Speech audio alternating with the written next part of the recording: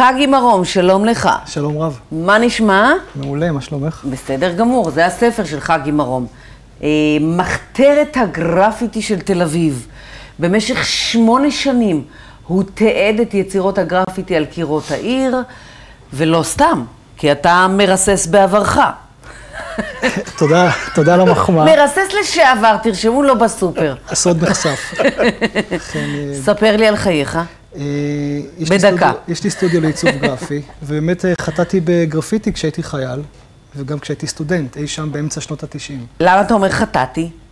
על פי החוק, זהו מעשה ונדליזם. כל דבר שנעשה על רכוש ציבורי או פרטי ללא הסכמה, החוק היבש מגדיר את זה כוונדליזם לכל דבר. אז למה כן?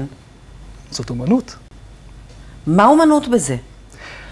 מה אומנות אתה יודע, במיוחד בכיתובים, מילא בציורי הקיר המהממים. נכון. אבל, טוב, פתחתי באחד קצת גס, אז שיקראו לבד. לא נגענו. אבל מה אומנות בזה, רואים?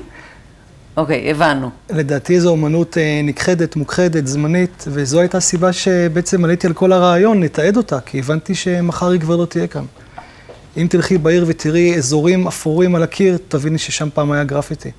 בסדר, אבל תכף יהיה שם גרפיטי חדש, לא? נכון, זה סוד הקסם של העניין. הייתם יוצאים בלילה?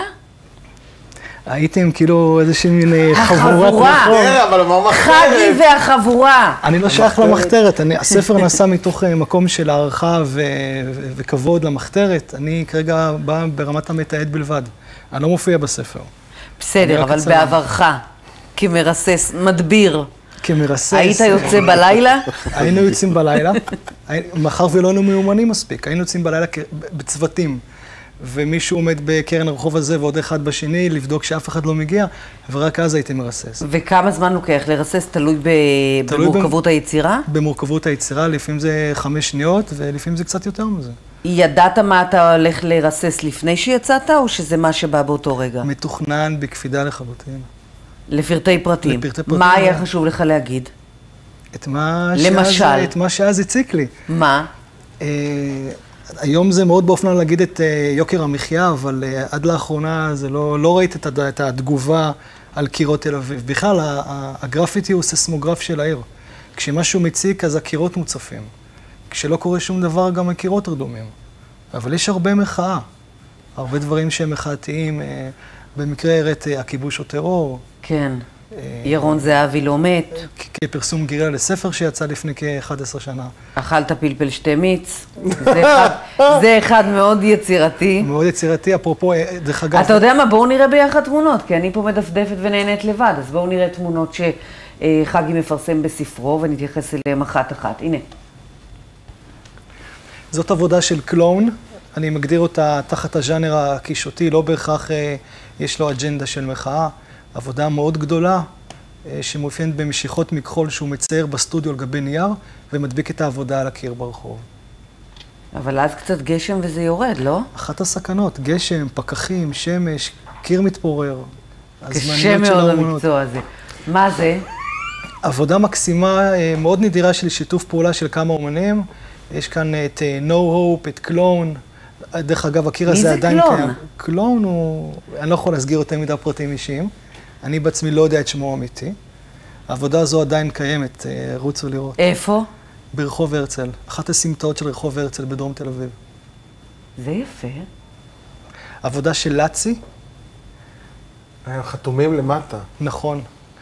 לצי היא סיפור מעניין, מאחר והיא מוכרת כאומנית שמציגה בגלריות מאוד נחשבות בארץ, בשם אחר, בטכניקה אחרת. וברחוב היא יוצרת בסגנון שונה לחלוטין. ומה היא אומרת פה, בעיניך?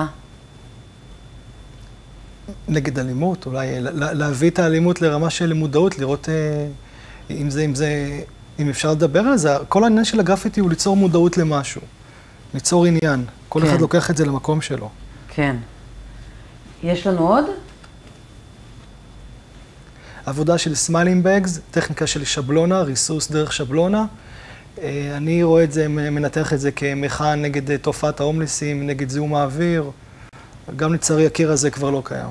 לא קיים. חבל אחרי כל העבודה הזאת. ממש חבל. זה גם נורא מוסיף.